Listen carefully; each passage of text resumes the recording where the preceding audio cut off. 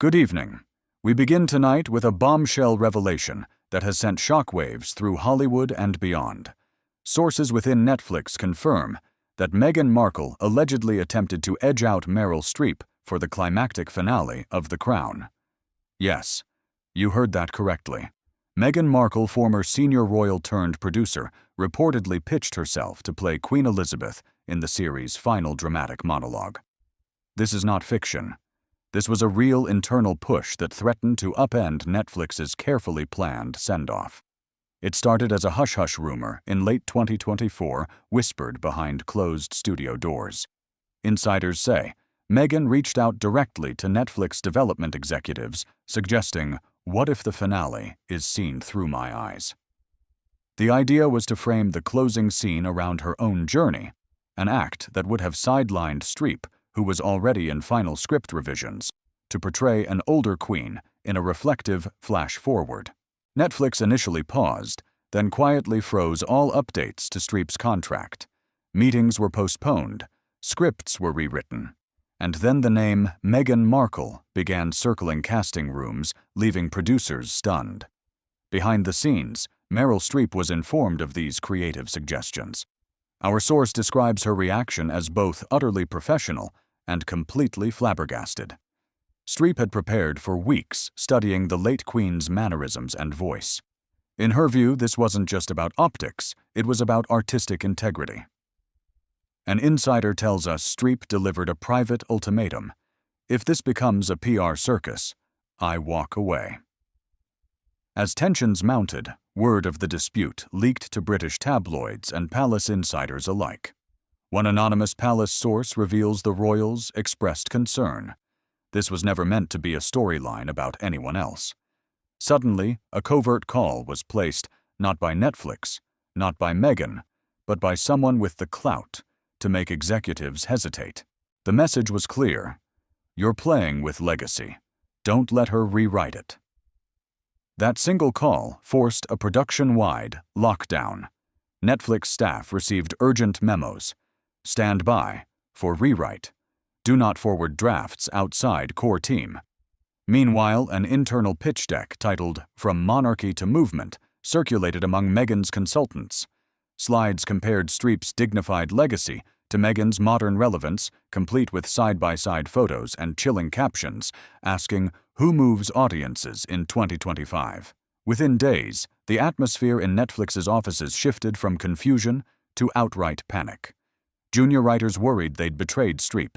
Casting directors scrambled to secure another actress until Streep's team made a decisive move, a single 15-minute phone call to Netflix leadership. According to our high-level source, Streep, calm but resolute, stated, "I will not be a footnote in someone's marketing campaign." That was enough to bring the project back under control. Publicly, Netflix has denied any cast changes. Behind the scenes, however, one faction, Team Prestige, fought to preserve Streep's role, while another, Team Impact, lobbied for Meghan's star power. The result? A boardroom standoff that threatens to reshape Netflix's approach to prestige programming. Picking up the story, after that dramatic boardroom clash, we now turn to how the struggle over the Crown finale spilled into public view. Sources tell us the first sign of trouble appeared when an anonymous insider leaked slides from Meghan's From Monarchy to Movement pitch deck. In those slides, executives compared side-by-side images of Meryl Streep, crowned in her role as the Iron Lady, and Meghan Markle, styled in modern casual glamour. The key slide asked legacy or relevance, who speaks to 20 to 25 audiences within hours. Entertainment news feeds lit up. Headlines questioned whether Netflix would risk prestige awards for streaming click-throughs. On Twitter, the hashtag #JusticeForMeryl trended in minutes with clips of Streep's previous award-winning performances, juxtaposed against stills of Markle's royal appearances. One viral clip showed Streep's tearful acceptance of an Oscar. Viewers called it irreplaceable proof that tradition still matters. Inside Netflix, leaks only intensified.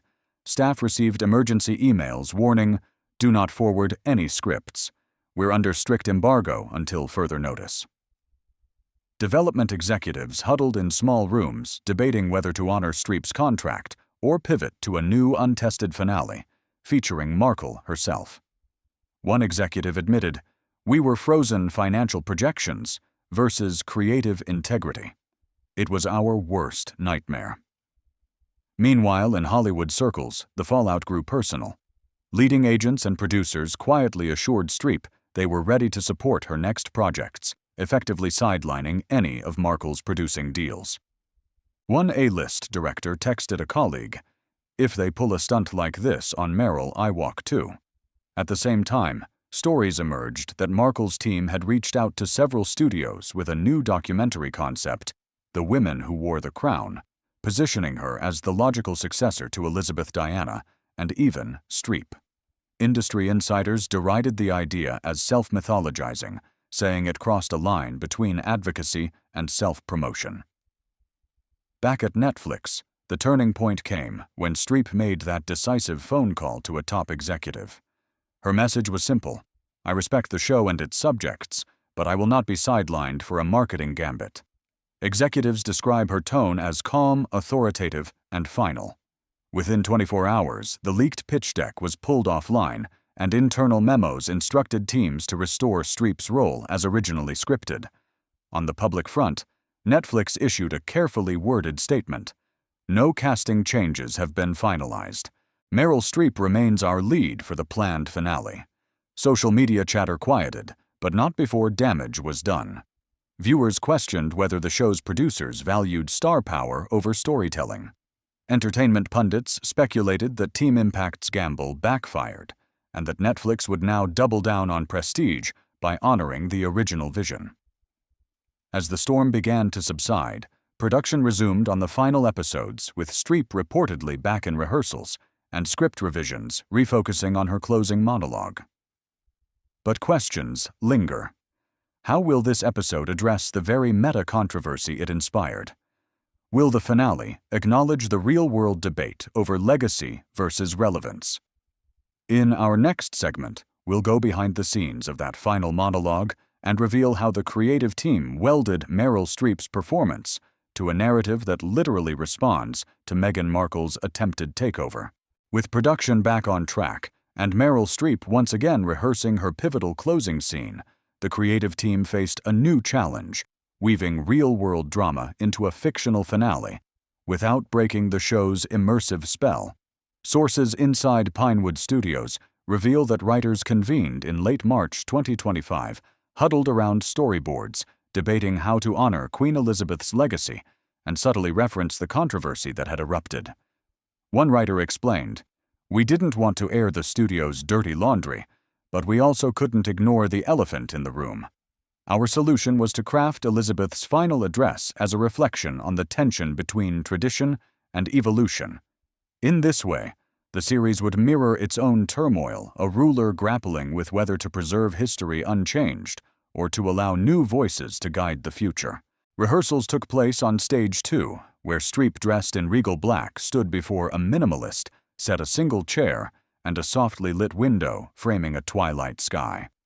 According to a close-up source, her performance was electric.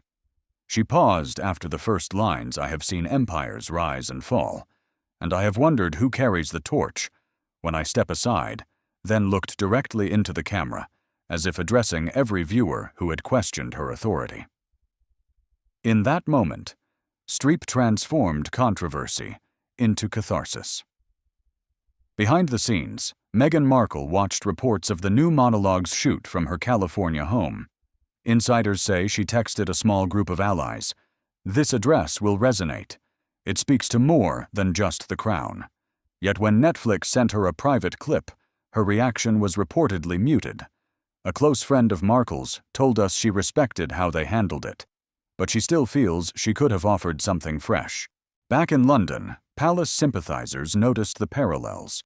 One royal commentator observed on a podcast that monologue feels like it's speaking to Meghan's, push a gentle reminder that some roles can't be transferred. Meanwhile, tabloids seized on the subtext.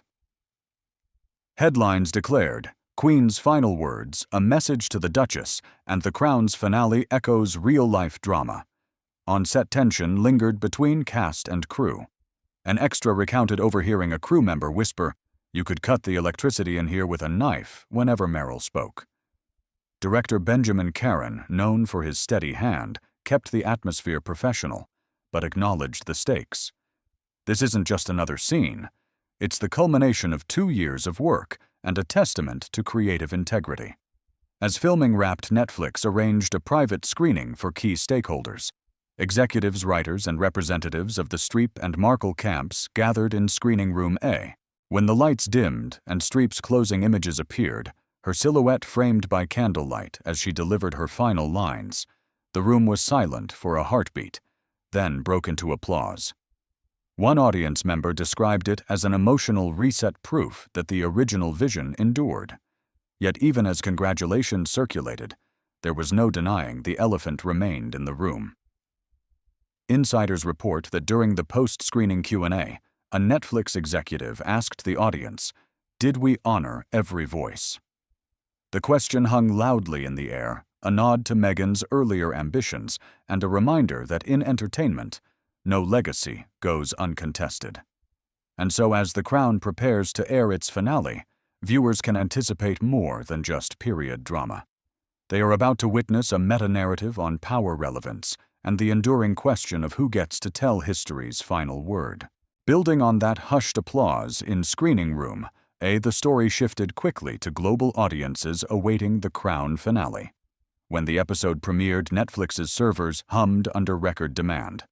Within minutes, social media lit up with reactions to Streep's closing monologue, an emotional blend of personal reflection and institutional tribute that critics hailed as pure Meryl magic. Yet beneath the praise conversation swirled around the subtext. Early reviews noted how the final address subtly echoed Meghan Markle's proposed narrative. One leading outlet wrote Elizabeth's words on stewardship and change feel like both apology and admonition to anyone who sought to rewrite history. Viewers online picked up on key phrases: "I yield not to erasure, but to evolution," and "No crown can rest on a silenced throne." These lines, many agreed, were too pointed to be coincidence. Meanwhile, Meghan Markle issued her own response, measured, diplomatic, and carefully worded. In a statement posted to her production company's social channels, she said, "I congratulate Meryl Streep on her magnificent performance. Art reflects life, and I am honored the series provoked meaningful dialogue about legacy, representation, and progress. The tone was gracious, yet questions lingered. Was this a genuine olive branch or a strategic concession?" Back in Hollywood, industry insiders dissected the episode. One veteran showrunner praised Netflix's handling. They balanced respect for artistic vision with nods to contemporary voices. That's rare. Another producer, however, argued they missed an opportunity to innovate boldly. Meghan's concept of a living narrator could have offered fresh perspective. The debate underscored a larger tension in entertainment prestige versus disruption. At Netflix headquarters, internal memos revealed the company was closely monitoring viewer data. The finale's completion rate soared above 90%, and audience sentiment tilted overwhelmingly positive towards Streep's performance.